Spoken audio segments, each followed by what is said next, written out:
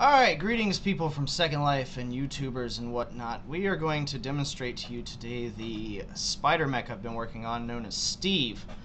Now Steve is still in its prototype stages, and pretty much he is having some leg problems, meaning that his inverse kinematics legs are not walking properly like they should.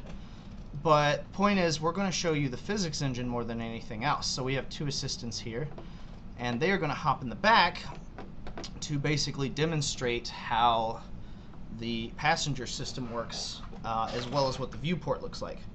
So they should go ahead and hop in the back there. So we have two people hopping in the back there. Now, I basically have two cameras running simultaneously, so we're going to take the alternate passenger and put them into first-person mode so you can see what it's like riding in the back of Steve. Steve runs on two scripts, okay, and one script runs his physics engine with his legs and whatnot, so we can see it in action here. And they let him move up and down and things like that. They also run his impact system for physics and whatnot, so if we were to take a block of some sort and drop it on a position of his barrel or one part of his body, things like that, you'll see it actually tilts and bends the spider. And this is, again, a non-physical vehicle, so we basically wrote our own physics engine for it so that it'll interact with, physical objects. Now, basically, we used a torque calculation that allows us to figure out how off from the center of mass, or center of gravity, an object is when it hits the spider. The center of mass being the center of the legs right here. So if we drop this cube right here along the back area, you'll see Steve tilts backwards because the torque generated is from the back there. Now, we're going to go ahead and stop talking and walk him up the wall. Now, he's still real clunky, and we're still working on his legs because everything is kind of, in prototype stages. But I'm going to go ahead and go into first-person mode so that we can walk him up the wall a little easier. We're still working on getting him adapting to surfaces and whatnot of sharp angles and things like that. So we're going to go ahead and put him up here, tilt him to the side, and I'm going to fire him at the ground so you can kind of see what he does. You can see he does he actually does a ray casting round that shoots out of the front of the thing and picks a point on the ground to target a surface. Now the reason his legs are tweaking out is because we're a little too high, and his legs think that they need to take a step, so they're trying that. But if we go ahead and fire, you'll notice that it has recoil, has dust lift off, and it drops a shell out the bottom.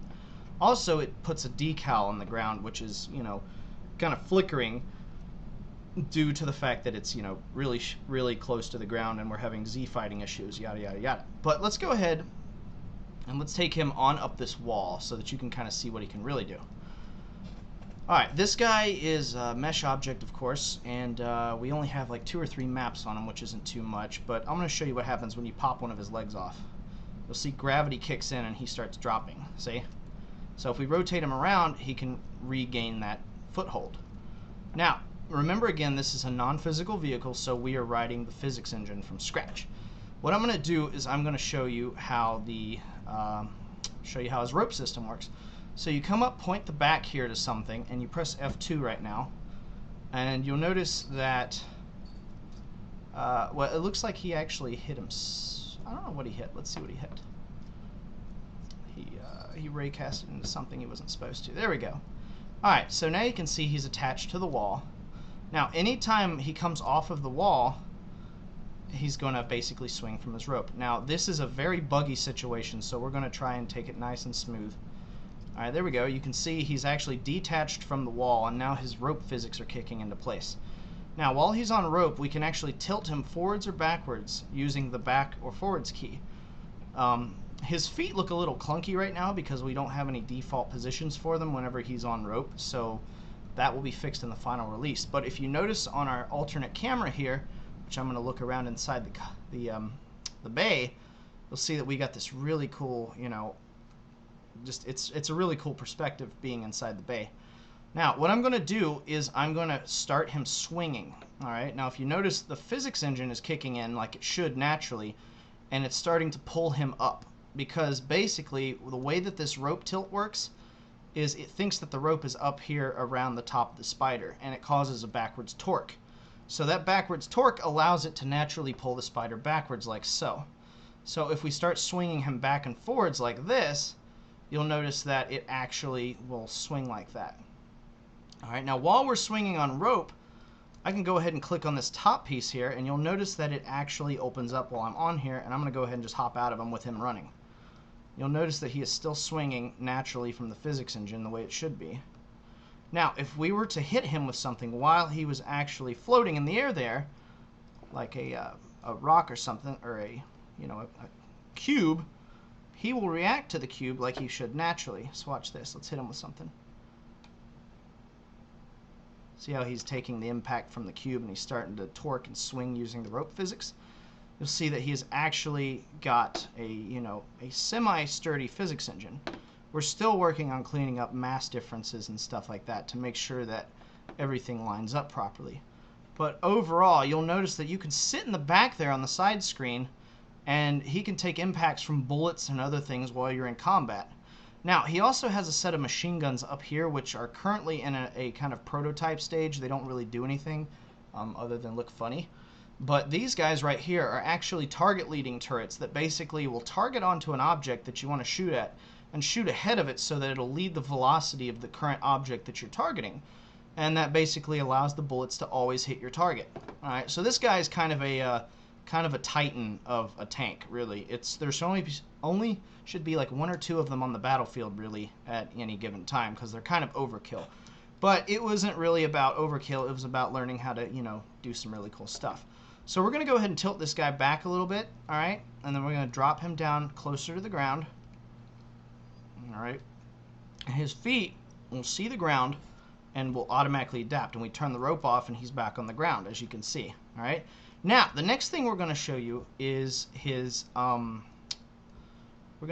docking core, which allows you to move him to new locations using any type of airship vehicle. So I'm going to ask my friend to hop out. Basically, we're going to shut the back up so you can see that working. If you look at the side screen, you'll notice that it is now inside. So we're going to go ahead and res a helicopter I've written really quickly. That is not actually very finished, but for the sake of example, we can use it. And my buddy is going to get into it. And so she's going to hold the up keys and get it to take off, which shouldn't take too long. All right, there we go. All right, now I'm going to grab the helicopter because we never really finished the flight code for it. We're just going to, it's a good demonstration. All right, so we're going to kind of position it over top of the spider. All right, now, right now we just have to type in dock.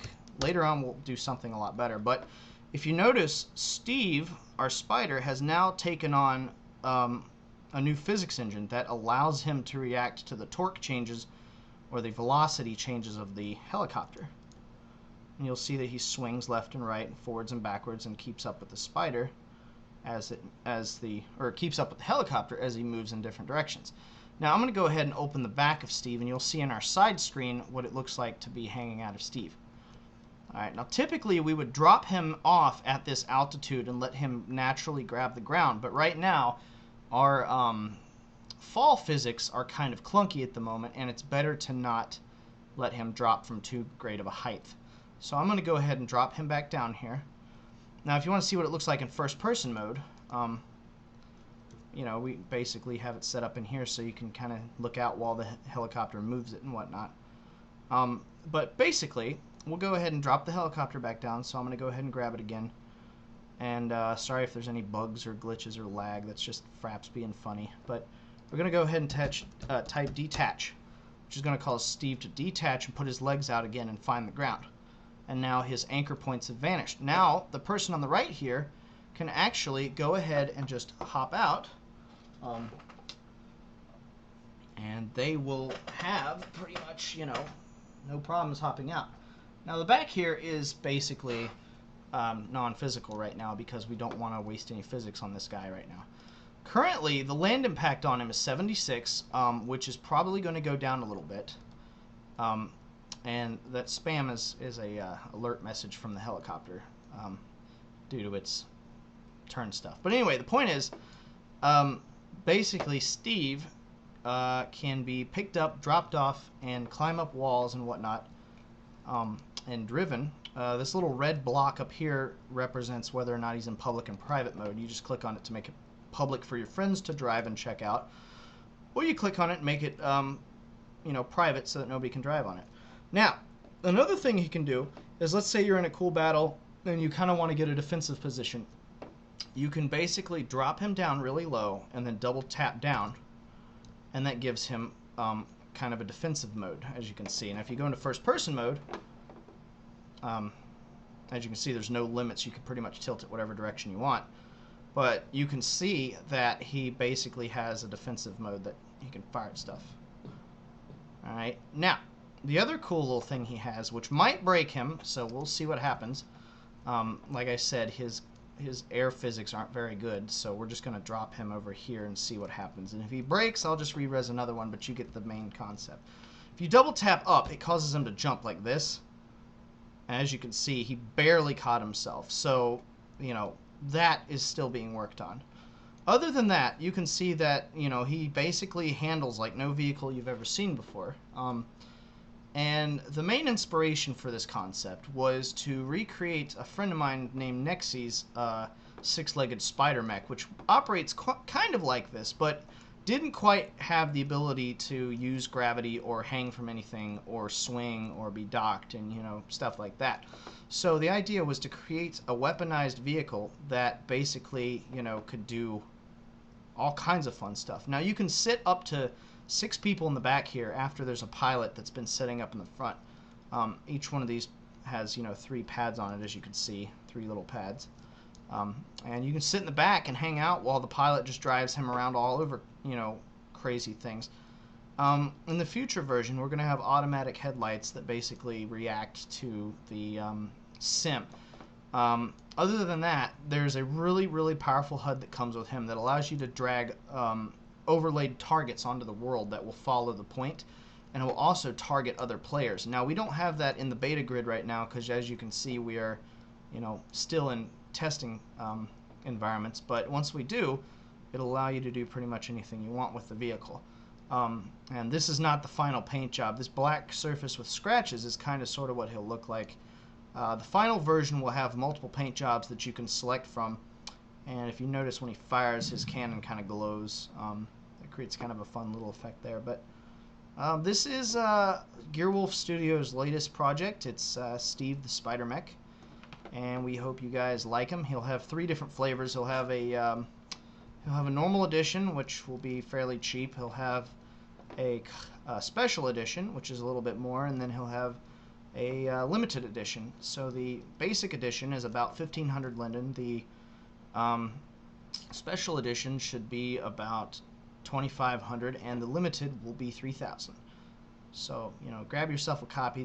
The special will have concept art. The limited will have an orbital ion drop cannon, which will allow you to shoot a giant laser beam down and blow crap up. So that's always fun.